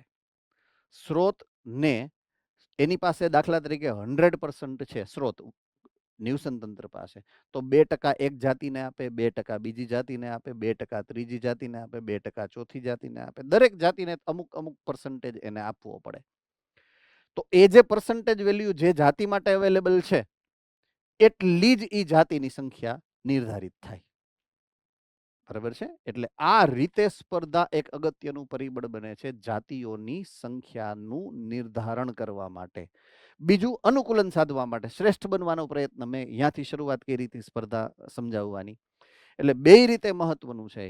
પ્રકૃતિ માટે સંખ્યાને નિયંત્રિત કરવા માટે, વસ્તીને નિયંત્રિત કરવા માટે, અને વ્યક્તિગત જાતિ જે છે જાતિના સભ્યો માટે અનુકૂલનની માત્રા વધારવા માટે સ્પર્ધા જરૂરી છે. બે લેવલે એનું મહત્વ છે. બરાબર છે? તો સ્પર્ધા એક એવી પ્રક્રિયા છે કે જેમાં એક જાતિની યોગ્યતા એટલે કે વૃદ્ધિના આંતરિક દર એટલે કે સ્મોલ આર ના અર્થમાં, બરાબર છે? સ્મોલ આર એટલે વસ્તી વૃદ્ધિનો જે આંતરિક દર, ગઈકાલે આપણે વાત કરી હતી, તો એને મેન્ટેન રાખવા માટે, દાખલા તરીકે આપણે ઉંદરની વાત કરી 0.015, તો એ જે માપ છે મેન્ટેન રાખવા માટે મેં કીધું એમ કે ભાઈ એની જે વસ્તી ગીચતા છે એ મર્યાદિત જ છે. તો એ મર્યાદિત રાખવા માટે સ્પર્ધા જરૂરી છે. બરાબર છે? તો અહીંયા એને જે માપ લીધું છે એ સ્મોલ આર નું લીધું છે. મેં જે માપ લીધું હતું કેપિટલ કે નું લીધું હતું. બે એક જ છે હકીકતમાં. બરાબર છે? જેટલું કેપિટલ કે હશે એટલું જ એની આંતરિક વૃદ્ધિનો દર જે છે આર તમને મળશે. તો બીજી જાતિની હાજરીમાં એ નોંધપાત્ર રીતે ઘટી જાય છે. દાખલા તરીકે કોઈ એક ન્યુસન તંત્રની અંદર કોઈ એક જાતિ એવી છે કે જે એકદમ સ્થાયી છે, તો એના ન્યુસન તંત્રના તમામ પરિબળો જે છે એ એની સાથે એ આંતરક્રિયા કરે અને પોતાની વસ્તી ટકાવે છે. એવી ને એવી બીજી કોઈ જાતિ આવી, એ જ ન્યુસન તંત્રમાં બહારથી માઇગ્રેટ થઈને અંતઃ સ્થળાંતરણ કર્યું, તો હવે એ બે વચ્ચે કોમ્પિટિશન થશે. બરાબર છે? એટલે હવે વસ્તી આ બેની ક્યુમ્યુલેટિવ, આની 1000 હતી, આ 1000 થઈ, તો અમુક સમય એવી થશે પાછી ન્યુસન તંત્રની ધારણ ક્ષમતા તો 1000ની જ છે, 1000 ઓલરેડી છે જ. હવે 12 થી 1000 આવી તો ન્યુસન તંત્ર કઈ 2000 ન કરી શકે ધારણ ક્ષમતા, એની તો 1000 જ રહી. એટલે ક્રમિક રીતે બંનેની સંખ્યા ધીમે ધીમે ધીમે ધીમે ઘટતી જાય અને બંનેની 500 500, એકની 700, એકની 300, એકની 800, બીજાની 200, એમ કરીને 1000 કોમનલી મેન્ટેન રહે. કારણ કે ન્યુસન તંત્રની તો ધારણ ક્ષમતા 1000ની જ છે. સો આ રીતે એ નિયંત્રિત. અન્ય કોઈ જાતિ બીજી જો કોમ્પિટિશનમાં ઉતરે એટલે તરત જ એક જાતિનું નિયંત્રણ થઈ જાય. તો સ્પર્ધાને કારણે એ નિયંત્રણ થયું છે. કાર્બનિક ઉદ્વિકાસમાં આંતરજાતીય સ્પર્ધા એક શક્તિશાળી બળ છે. આંતરજાતીય સ્પર્ધા શબ્દને તમારે પકડવાનો છે. આંતર એટલે એકબીજાની વચ્ચે, જાતીય એટલે એક જાતિ અને બીજી જાતિ. બે પ્રકારની અલગ અલગ જાતિ છે, સ્ત્રોત એક છે અને બે સ્પર્ધા કરે છે. બરાબર છે? તો ઉદ્વિકાસનું એક બહુ જ મહત્વનું પરિબળ આ છે કે જ્યારે એક જાતિ બીજી જાતિ સાથે એક જ રિસોર્સને શેર કરે છે, એક જ સ્ત્રોતને શેર કરે છે, એક જ નિવસન તંત્રમાં રહે છે, ત્યારે એના ઉદ્વિકાસમાં આ આંતરજાતીય સ્પર્ધા છે એ ખૂબ ખૂબ ખૂબ મહત્વનો ભાગ ભજવતું હોય છે. સામાન્ય રીતે એવું માનવામાં આવે છે, પોઈન્ટ ટુ બી નોટેડ, કારણ કે આની ઉપરથી આના પાછા ફેરફારો સમજવાના છે આ પોઈન્ટના. સામાન્ય રીતે એવું માનવામાં આવે છે કે સ્પર્ધા ત્યારે જ થાય, પોઈન્ટ ટુ બી નોટેડ, ત્યારે જ થાય જ્યારે નજીકની સંબંધિત જાતિઓ કોઈ એક સામાન્ય સ્ત્રોત માટે, એક સરખા સ્ત્રોત માટે સ્પર્ધા કે હરીફાઈ કરે. તો એક સ્ત્રોત છે, એક જાતિ છે જે એનું યુટિલાઇઝેશન કરે છે, એને વાપરે છે, એનો ઉપયોગ કરે છે, એનાથી નજીકની સંબંધિત જાતિઓ છે એને ઈ જ સ્ત્રોત જોઈ છે, બે એક જ સ્ત્રોત. તો ત્યારે જ આ જે આંતરજાતીય સ્પર્ધા છે એ લાગુ પડે છે એવું સામાન્ય માનવું છે. પણ એ 100% સાચું એટલા માટે નથી કારણ કે સંબંધિત ના હોય ને એવી જાતિ પણ એક સરખા સ્ત્રોત માટે સ્પર્ધા કરે જ છે. દાખલા તરીકે એક નદી કે એક સરોવર છે તો એમાં પક્ષીઓ પણ પાણી પીવા આવે છે અને એમાં સાપ પણ પાણી પીવા આવે છે, જે એક સરીસૃપ છે અને એક વિહગ છે. અને એમાં કીટકો પણ પાણી પીએ છે, જે અપૃષ્ઠવંશી છે. અને ઈ જ પાણી જ્યારે જમીનમાં જાય છે ત્યારે આજુબાજુની વનસ્પતિઓ ઈ જ પાણીનો ઉપયોગ કરે છે, જે વનસ્પતિ છે. તો એક એવી જાતિ વનસ્પતિની, એક એવી જાતિ કે જે સરીસૃપ છે, જે એકબીજા સાથે કોઈ સંબંધ ધરાવતી નથી, છતાં પણ ડાયરેક્ટલી એકબીજા સાથે કોઈ સંબંધ છતાં પણ એક જ પાણીના સ્ત્રોત માટે એ સ્પર્ધા કરે છે. તો એવું એક ઉદાહરણ અહીંયા શેર કરેલું છે. અહીંયા એક તળાવ છે, એમાં આ ફ્લેમિંગો, બરાબર છે, એ અંદર પાણીમાંથી કાંઈક ખાતું હોય એવું દર્શાવ્યું છે. તો અંદરથી એ પ્રાણી પ્લવકો ખાય છે. ફ્લેમિંગો, બરાબર છે, માઇગ્રેટરી બર્ડ, સ્થળાંતરણ કરતા પક્ષીઓ છે. એ જે સરોવરમાં જોવા મળે એ સરોવરમાંથી લે છે પ્રાણી પ્લવકો, વનસ્પતિ પ્લવકો, એ ખાય છે.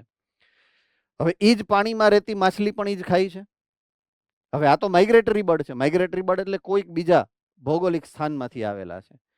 તો એ લોકલ માછલી, સ્થાનિક માછલી અને એ પ્રાણી વચ્ચે કોઈ આંતર સંબંધ નથી, પણ છતાંય બેયનો ખોરાક એક જ છે, પ્લવકો. બરાબર છે. એટલે આ રીતે બે હાવ વિશિષ્ટ રીતે કોઈ પણ રીતે જોડાયેલ ન હોય ને એવી જાતિઓ વચ્ચે પણ ક્યારેક સ્પર્ધાઓ જોવા મળતી હોય છે, બની શકે છે. બરાબર છે. આનું ઉદાહરણ એક આ છે.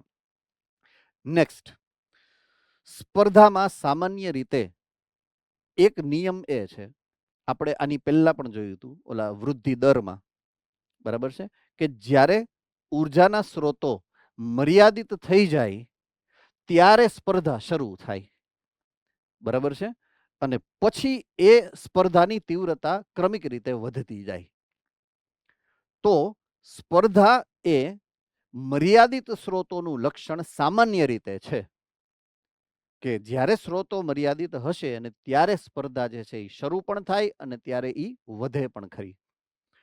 પણ એનો મતલબ એવો નથી કે જ્યારે ઉર્જાના સ્ત્રોત અમર્યાદિત હશે ત્યારે સ્પર્ધા ન થઈ શકે, એવું જરૂરી નથી. હવે આ ખાસ યાદ રાખવાનું, આનું જે ઉદાહરણ છે એ પણ ઘણી વખત પૂછાઈ ગયો છે પ્રશ્ન, બરાબર છે. તો એનું ઉદાહરણ જે અહીંયા આપ્યું છે એ છે દખલયુક્ત કે અવરોધક હાજરી એવી ફિનોમિના. આ ઘટના છે દખલગીરીની અથવા તો અવરોધકની હાજરી. ઉદાહરણ આપું, બરાબર છે, સમજજો. ઉદાહરણ આપું છું હું તમને. એક સરસ મજાનું પાણી ભરેલું એક સરોવર છે, હાઈ ક્લાસ, મસ્ત ફૂલ પાણી છે એની અંદર, વરસાદ આવી ગયો છે ને એટલે, બરાબર છે. હવે એક હરણનો સમૂહ આવે છે, પાણી પીવા માટે ધીમે ધીમે આવે છે, બરાબર છે. જેટલો જોઈએ એટલું પાણી છે. હરણનો સમૂહ 5-10 નો છે, એને જોઈએ એના કરતા વધારે પાણી છે. પણ એને જોયું કે હાય હાય, સિંહનું એક ટોળું 4-5 નું અહીંયા ઝાડ નીચે બેઠું છે. હવે આ કોણ હિંમત કરે અહીંયા પાણી પીવા જવાની? સમજાય છે? અમર્યાદિત ઉર્જાનો સ્ત્રોત છે, પણ જઈ શકાતું એટલા માટે નથી કે અન્ય કોઈ જાતિ કે જે એની હારે દાખલા તરીકે પરભક્ષણથી સંકળાયેલી છે, એની હાજરી છે. ભલે કાંઈ કરતી નથી, બેઠા બેઠા અહીંયા જોવે છે, રાઈટ.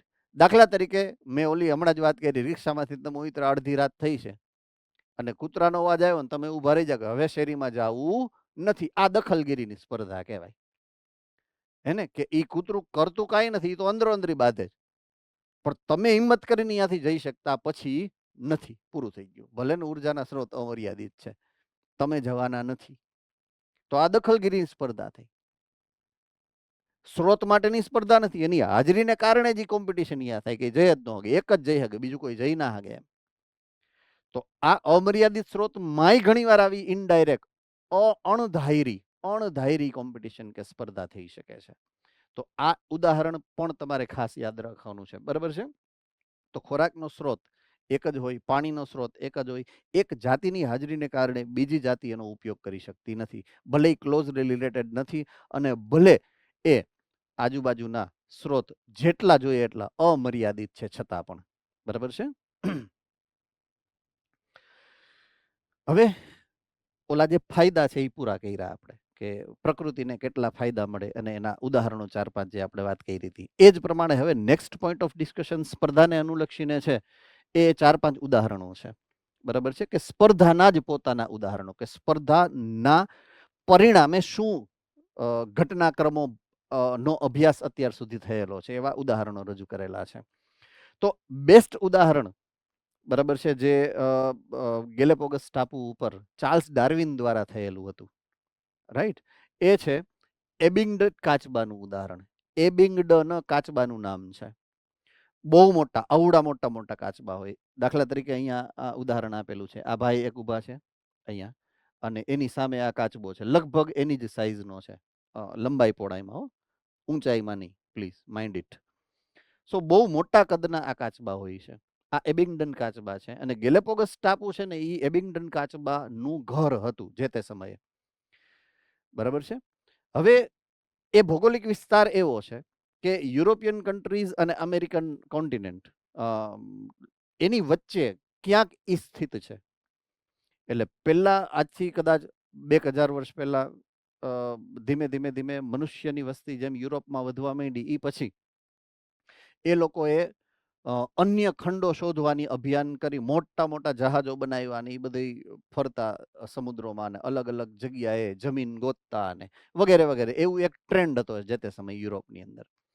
તો એ સમયે એ લોકો જ્યારે યુરોપમાંથી નીકળતા અને અમેરિકા કે ભારતીય ખંડ તરફ જતા, તો વચ્ચે આ ટાપુ સમૂહ આવતો, તો અહીંયા એ રોકાતા થાક ઉતારવા માટે. કે અહીંયા પહોંચે તો 5-6 મહિના થઈ ગયા હોય દરિયામાં, તો અહીંયા રોકાય, અહીંયા થાક ઉતારે, જહાજ છે એનું લાંગરી અને સાફ સફાઈ કરે. બરાબર છે? તો એ લોકોની નિયમ એવો હતો કે પોતે ખોરાકનો જથ્થો સાથે લઈને જાય. તો જ્યારે એ યુરોપથી નીકળે ને, ત્યારે પોતાના દૂધના સ્ત્રોત માટે એ બકરીઓ લઈ જતા. બરાબર છે? અને બકરીને એ ગેલેપોગસ ટાપુ ઉપર ખુલ્લી છોડી દે ચરવા માટે, એટલે એને ફ્રેશ જે છે એ ઘાસ ફૂસ મળે ખાવા માટે. અને પછી પાછી બકરી લઈ અને પાછી જહાજમાં પૂરી, અને પછી જ્યારે જાય ત્યારે નીકળી જાય. તો એક્સિડેન્ટલી, ભૂલથી અમુક બકરીઓ અહીંયા રહી ગઈ હશે અને નીકળી ગયા હશે. બરાબર છે? અને એ બકરીઓની વસ્તી ધીમે ધીમે એ ટાપુ ઉપર વધવા માંડી. તો બકરીઓ ચરે, જે ખોરાક અહીંયા છે એ જ ખાવાની છે. હવે એ ખોરાક એકચ્યુઅલમાં આ કાચબાઓનો ખોરાક છે. એટલે હવે કોમ્પિટિશન થઈ. સ્ત્રોત એક છે ઘાસ, અને ખાવાવાળા બે છે, એક બકરી છે અને એક કાચબા છે. તો એ બેમાં સ્પીડ કોની વધારે હોય? બકરીની, નેચરલી. બરાબર છે? એટલે સ્પર્ધામાં આગળ હવે પછી કોમ્પિટિશનમાં કોણ આવી ગયું? તો કે બકરી આવી ગઈ. એટલે એને કારણે કાચબા જે છે એને ખોરાક પ્રાપ્તિની સમસ્યા થઈ, એટલે એ લોકો અહીંયાથી વયા ગયા, છોડીને, જગ્યા છોડીને બીજી જગ્યાએ વયા ગયા, લુપ્ત થઈ ગયા. તો આ સ્પર્ધાને કારણે આવી અસર થઈ શકે. એક જાતિ જે સ્પર્ધામાં તીવ્ર છે, શ્રેષ્ઠ છે, એ બીજી જાતિને કોઈ દિવસ એની વસ્તીમાં વધારો થવા દે નહીં. હંમેશા એને કોઈક ને કોઈક રીતે બીજી વ્યક્તિને, બીજી જાતિની વસ્તી જે છે એને નુકસાન કરતી હોય છે. બીજું જે અહીંયા ઉદાહરણ શેર કરેલું છે, સ્પર્ધાત્મક મુક્તિ અથવા તો સ્પર્ધા મોચન. બે જાતિ છે, એક સ્ત્રોત છે, બેયને એ યુટિલાઇઝ કરે છે, બેયને વાપરે છે. એકને કારણે બીજાને થોડુંક ઓછું મળે છે, બીજાને કારણે પેલાને થોડુંક ઓછું મળે છે. બંનેને ઓછું જ મળે છે, અલ્ટિમેટલી નુકસાન બંનેને છે. બરાબર છે? હવે હું બેમાંથી એક જાતિને જો અહીંયાથી કાઢી નાખું, તો બે જાતિ વચ્ચેની સ્પર્ધા અટકી જાય. સ્પર્ધા અટકે એટલે જે જાતિ વહી ગઈ છે એ સિવાયની જે હાજર જાતિ છે, એ સ્ત્રોત એના માટે મેક્સિમમ, મહત્તમ થઈ ગયો, જેને કારણે એની પ્રજનન ક્ષમતામાં વધારો થાય અને એની વસ્તી જે છે અહીંયા વધે. રાઈટ? તો એવું શું કામ થયું? તો સ્પર્ધામાંથી બેમાંથી એકને મેં મુક્ત કરી દીધો એટલે બીજો વૈધો. આ જે ઘટના છે એને સ્પર્ધાત્મક મુક્તિ કીધી છે. તો સ્પર્ધા જાતિને પ્રયોગાત્મક રીતે જો દૂર કરી દેવામાં આવે તો અન્ય જાતિ છે એનો વિતરણ વિસ્તાર નાટકીય રીતે ફેલાઈ જાય. બરાબર છે. એવું ઉદાહરણ પણ અહીંયા એક આપ્યું છે. કાનેલ નામનો વિસ્તાર છે, લવણમય ક્ષેત્ર. લવણમય ક્ષેત્રને તમારે એ રીતના લેવાનું છે કે જ્યાં વિશાળ નદીનો પટ જે છે એ સમુદ્રને મળતો હોય ને એ જે વિસ્તાર છે એ વિસ્તાર. સ્કોટલેન્ડના પથરાળ સમુદ્ર તટ ઉપર આ વિસ્તાર છે એની વાત કરી છે. આ તમે ઉદાહરણ દેશના નામ અને જગ્યાના નામ બધાને કમ્પલસરી યાદ રાખવાના છે, જાતિઓના નામને કમ્પલસરી યાદ રાખવાના છે. આ ડેટાબેઝ જ એવો છે કે જે તમને હેરાન કરશે MCQ ની અંદર ખાસ કરીને. બરાબર છે. તો સ્કોટલેન્ડના પથરાળા સમુદ્ર તટમાં બે સ્પર્ધી છે, બે સ્પર્ધા કરતી બે જાતિઓ છે બાર્નેકલ્સની. બાર્નેકલ એક વિશિષ્ટ પ્રકારના સજીવો છે કે જે સામાન્ય રીતે માછલીઓ બહુ મોટા કદની, જે દાખલા તરીકે વેલ છે કે એવી મોટી માછલીઓ હોય ને એના શરીર ઉપર ચોંટી જાય. સીલ છે તો કે એના શરીર ઉપર ચોંટી જાય. બરાબર છે. અને એ પોષણ મેળવે. જો ખડકો છે તો ખડકોની સપાટી ઉપર ચોંટી જાય અને આજુબાજુના જે સૂક્ષ્મ જે પ્લેન્કટન્સ છે એમાંથી ખોરાક મેળવે. તો એ સપાટી સાથે ચોંટી જાય, એ જીવંત હોય કે મૃત સપાટી છે એની ઉપર ચોંટી જાય અને આજુબાજુમાંથી એ શોષણ કરી લે બધું જ. તો આવી આ એક જાતિ છે બાર્નેકલ્સની. તો બાર્નેકલ્સ જે છે એની બે જાતિ છે. એક મોટા કદના છે અને પ્રભાવી છે. પોઈન્ટ ટુ બી નોટેડ. મોટા કદના છે અને પ્રભાવી છે જેનું નામ છે બેલેનસ. એનું નામ છે બેલેનસ. બીજા જે બાર્નેકલ છે એ કદમાં નાના છે. બરાબર છે. અને એ પ્રભાવી નથી. એનું નામ છે ચેથેમેલસ. ચેથેમેલસ. તો બેલેનસ અને ચેથેમેલસ આ બે છે. પ્રભાવી કોણ છે એમાંથી? બેલેનસ. હવે જો પ્રભાવી બેલેનસને અહીંયા છે તો પ્રભાવી પોતે છે એટલે ધીમે ધીમે ધીમે ચેથેમેલસ છે એની સભ્ય સંખ્યાને નિયંત્રિત કરે છે, ઓછી કરે છે. જે પ્રભાવી હશે એની જ સંખ્યા વધશે. બરાબર છે. જે ઓછો પ્રભાવી છે એની સંખ્યા હંમેશા ઘટશે. જો લાંબા સમય સુધી આ રીતના થાય તો એક સમય એવો આવશે કે જે આ પ્રભાવી છે બેલેનસ એ જ રહેશે અને એની સામે ચેથેમેલસ છે એની સંખ્યા હાવ ઘટી જશે ઓર ઘણીવાર લુપ્ત પણ થઈ જાય. હવે જો આવા ક્ષેત્રની અંદર પ્રયોગાત્મક રીતે નિશ્ચિત ક્ષેત્રમાંથી બેલેનસને દૂર કરવામાં આવ્યા તો બીજી જે ઓલી ઓછી નાની જાતિ હતી બેલેનસની, બાર્નેકલની, એ છે ચેથેમેલસ. તો ચેથેમેલસ ખૂબ વધુ પ્રમાણમાં વૃદ્ધિ પામવાની શરૂઆત કરે છે. તો આ થઈ ગઈ સ્પર્ધાત્મક મુક્તિની વાત કે બે જાતિમાંથી એક જાતિને દૂર કરો કે જે સ્પર્ધા કરતી હતી બીજી જાતિ સાથે, તો બીજી જાતિની વસ્તી બેફામ વધી શકે. ઓકે. બીજો next very important point of view છે કેસ સ્ટડી. એ છે ગોસનો સ્પર્ધક અથવા તો સ્પર્ધાત્મક નિષેધનો નિયમ. બરાબર છે. કોમ્પિટિટિવ એક્સક્લુઝન, સ્પર્ધાત્મક નિષેધનો નિયમ છે. ઓકે. નિયમ શું કહે છે કે જો એક જ પ્રકારનો સ્ત્રોત છે નિવાસ સ્થાનની અંદર, એમાં જો સ્પર્ધા કરતી કોઈ બે અલગ અલગ નજીકની સંબંધિત જાતિઓ છે એ લાંબા સમય સુધી એકબીજાની સાથે સહ અસ્તિત્વ ટકાવી શકતી નથી. એકબીજાની સાથે લાંબુ અસ્તિત્વ ટકાવશે નહીં, ક્યારેય ન ટકાવી શકે. હમણાં આપણે આ બે બાર્નેકલની વાત કરી અહીંયા, તો એમાં લખેલું જ છે કે પ્રભાવી જે છે બેલેનસ એ ચેથેમેલસને ધીમે ધીમે દૂર કરી દેશે લાંબા સમયે. આજે ભલે બે સાથે છે પણ મે બી 1000 વર્ષ પછી કે લાખ વર્ષ પછી સૌથી વધારે પ્રભાવીની વસ્તી હશે બેલેનસની જ. બરાબર છે. તો આ નિયમ છે, દરેક જગ્યાએ લાગુ પડે છે. બરાબર છે. દાખલા તરીકે કોઈ એક પ્રદેશ છે તો એ પ્રદેશમાં શિકારી જે પ્રાણી કે શિકારી પક્ષી છે એની નિશ્ચિત જાતિ જ તમે જોઈ શકો છો. ઘણી બધી જાતિઓ ન હોય, એક કે બે જ જાતિ હોય. તો એકને કારણે બીજી જાતિ જે કદાચ ભૂતકાળમાં હતી એ વહી ગઈ છે અહીંયાથી. હમણાં જ આપણે વાત કરી ને ગેલેપોગસ ટાપુની, તો બે પ્રકારના સજીવો હતા. એક બકરી છે અને બીજા છે કાચબા. તો બેમાંથી એકને જ અહીંયા રહેવાનો અધિકાર છે. કોણ? જે પ્રભાવી બનશે. તો પ્રભાવી કોણ બન્યું? બકરી. એટલે લુપ્ત કોણ થયા? કાચબા. સો ઈ જ અહીંયા લખેલું છે. ઈ જે આપણે ઉદાહરણ જોયું હતું એ જ અહીંયા લખેલું છે કે એક જ સ્ત્રોત માટે સ્પર્ધા કરવા વાળી બે નજીકની સંબંધિત જાતિઓ લાંબા ગાળે એક સાથે રહી શકે નહીં. એકની હાજરીને કારણે બીજાએ લુપ્ત થઈ જવું પડે અથવા તો વસ્તીમાં હંમેશા ઘટાડો કરવો પડે. બરાબર છે? સ્પર્ધાનો સામનો કરવા વાળી જાતિઓ આવી ક્રિયાવિધિ વિકસિત કરી શકે જેને નિષેધ સિવાય તેના સહ અસ્તિત્વને પ્રોત્સાહન આપે. તો આ જે વાત કરી એ સ્પર્ધાત્મક નિષેધ છે કે જ્યારે સ્પર્ધા થાય તો એક જાતિ બીજી જાતિને દૂર કરે. પણ પ્રકૃતિની અંદર પાછો એનો પણ જવાબ છે. પોઈન્ટ સમજો. કુદરત એનો જવાબ આપે છે.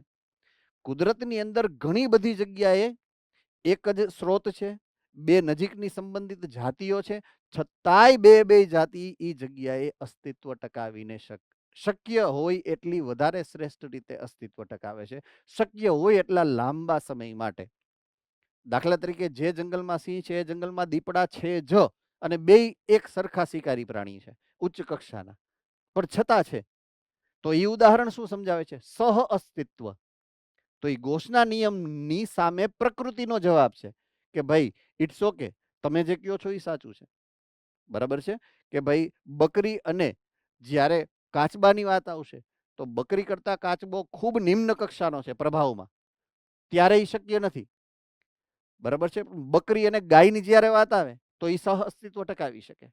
પોઈન્ટ સમજો હવે તમે.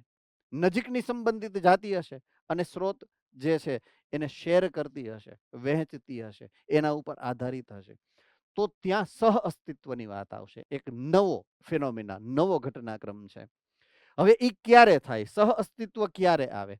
તો સહ અસ્તિત્વ ટકાવી રાખવા માટે પ્રકૃતિનો જે જવાબ છે એ જવાબનું નામ છે સ્ત્રોત વિભાજન. શું છે? સ્ત્રોત વિભાજન. હવે અહીંયા જે ઉદાહરણ આપ્યું છે એ નહીં, એ સિવાયનું ઉદાહરણ હું તમને સમજાવું જેથી કરી અને તમને એકચ્યુઅલમાં ખબર પડે કે હું શું કહેવા માંગુ છું. એક તળાવ છે જંગલની વચ્ચે, બધાય માટે પાણીનો સ્ત્રોત એ એક જ તળાવ છે. હવે તમે કેમેરો રાખી અને અહીંયા બેસીને શૂટિંગ કરો, તમારી હાજરીને કારણે કદાચ પ્રાણીઓ ન આવે એટલે કેમેરો મૂકીને વયા જાવ, તમે એને મોનિટર કરો, તો તમને ખબર પડશે કે અમુક ચોક્કસ પ્રકારના સજીવો, પ્રાણી હશે, એ અમુક ચોક્કસ સમયગાળા દરમિયાન જ પાણી પીવા આવશે. અમુક એવા હશે કે જે રાત્રે જ આવશે, મોડી રાત્રે. અમુક એવા હશે કે જે વહેલી સવારે આવશે.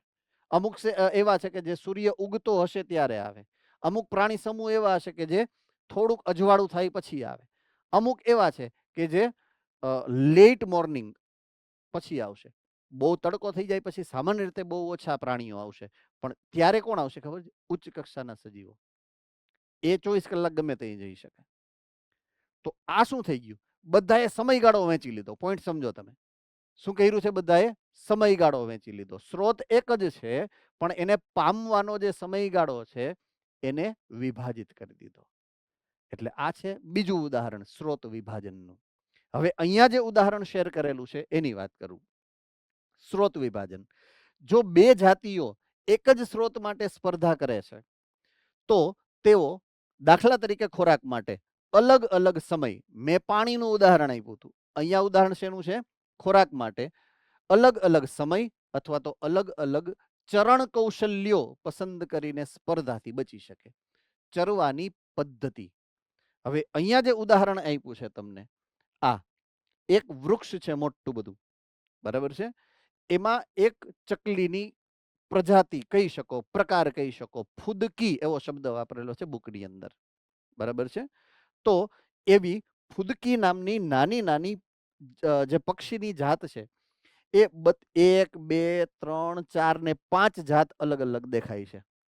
કેટલી છે? 5. નજીકની સંબંધિત છે. એક જ પ્રજાતિની આ 5 જાતિ છે. તો એ એકબીજાથી નજીક સંબંધિત છે અને એક જ સ્ત્રોત છે એનો. આ જ વૃક્ષ છે કે જે એની ઉપર ખોરાક મેળવે છે. તો એને શું કર્યું છે? અમુક ફુદકી એવી છે કે જે અહીંયા તળિયેથી ખોરાક મેળવે. અમુક ફુદકી એવી છે જે ખોરાક માટે આ ભાગ, વચ્ચેના ભાગને અહીંયા બેસી અને ખોરાક લે. એટલે આખે આખા આ ઝાડના વિસ્તારો અને એને વિભાજિત કરી લીધા. અમુક પાંદડા ખાશે, અમુક ફૂલ ખાશે, અમુક બીજ ખાશે, અમુક કૂણી ડાળીઓ ખાશે. તો જ્યાં ઈ હશે ત્યાં જ એ ખોરાક માટે નિર્ભર રહેશે. બરાબર છે? તો આ જે ઉદાહરણ શેર કરેલું છે એ શેર કરેલું છે એક વિશિષ્ટ વૈજ્ઞાનિકે. એક જ ઝાડ ઉપર રહેતી ફૂદકી કે જે ગાનાર કે ટહુકનાર પક્ષી છે, વેબલર. બરાબર છે? 5 નજીકની સંબંધિત જાતિઓ સ્પર્ધાથી બચવા માટે સફળ રહી અને વૃક્ષ પર કીટકોનો શિકાર શોધવા તેમની ચરણ પ્રવૃત્તિમાં વ્યવહારિક ભિન્નતાની સાથે એક સાથે રહી શકે છે. બરાબર છે? તો આ ગોસના નિયમનું એક ઓલ્ટરનેટિવ પ્રકૃતિનો એક જવાબ છે. બરાબર છે? તો આ રીતે સ્ત્રોત વિભાજન જે છે એને કારણે જે ગોસનો નિયમ છે એની વિપરીત અસર પણ તમને જોવા મળશે. તો આ સાથે આપણે સ્પર્ધાથી પૂરું કરીએ. 12:30 વાગી ગયા છે, આપણો સમય પૂરો છે. બરાબર છે? નેક્સ્ટ આપણે ચર્ચા થોડીક બાકી રહી છે, બહુ જાજુ બાકી નથી રહ્યું, થોડુંક જ બાકી રહ્યું છે, જે આપણે નેક્સ્ટ લેક્ચરમાં પૂરું કરી અને ચેપ્ટર નંબર 12 પણ શરૂ કરી દઈશું નેક્સ્ટ લેક્ચર્સથી. બરાબર છે? કોઈને કંઈ ડાઉટ હોય તો પૂછી શકો છો. કોઈ ડાઉટ હોય તો પૂછી શકો છો. હા, મોરબી સેન્ટર.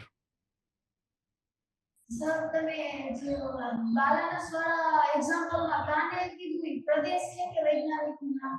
નહીં નહીં, પ્રદેશ છે બેટા.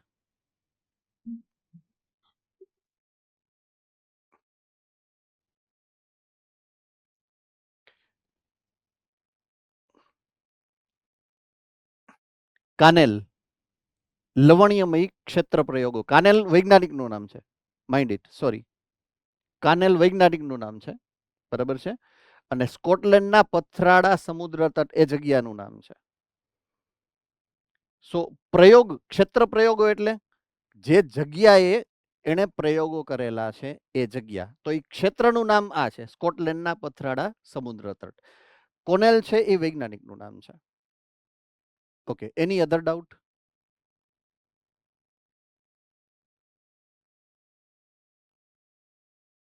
એની અધર ડાઉટ?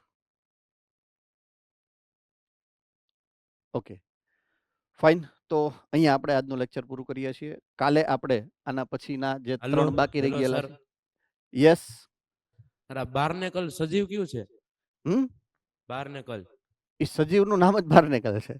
એનું એમ ગુજરાતી નહીં. પાછું નથી. ગુજરાતી એટલા માટે નથી કે ગુજરાતના સમુદ્ર કાંઠે જોવા નથી મળતું. અરે ફૂગ કે નહીં, ફૂગ નથી. એ મૃદુકાય પ્રકારનું છે. શેલ્ડ એટલે કવચધારી છે. બરાબર છે? નીચે એનું જે નીચેની સપાટી છે ને એ ઓલી હોય, કેવી મૃદુ પ્રકારની, પોચી હોય. અને એની ઉપર જે ને શેલ થાય. એકચ્યુઅલી છે મૃદુકાય નથી, મૃદુકાય જેવું છે. હું તને ઉદાહરણ આપું છું. બરાબર છે? એ નિમ્ન કક્ષાના અપૃષ્ઠવંશીઓ, સ્તરકવચી પ્રકારનું. રાઈટ? એટલે ઉપરનું જે એનું આવરણ છે એ કેવું છે? કેલ્શિયમ કાર્બોનેટ વાળું. અને એની નિમ્ન સપાટી છે એ એકદમ પોચી છે અને કોઈ પણ સપાટી સાથે સીધી ચોંટી જશે એ પ્રકારનું છે. અને શોષણ કરી શકે એવા ચૂસક પ્રકારની એ સપાટી છે બાર્નેકલ્સની. સામાન્ય રીતે ઈ વેલ ઉપર બહુ જોવા મળે. વેલ એને બહુ ભાવે. વેલની ચામડી ઉપર બાર્નેકલ્સ બહુ મોટા પ્રમાણમાં જોવા મળે. સીલ અને વેલ ઈ બે ઉપર.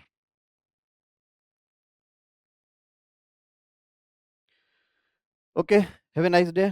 All the best.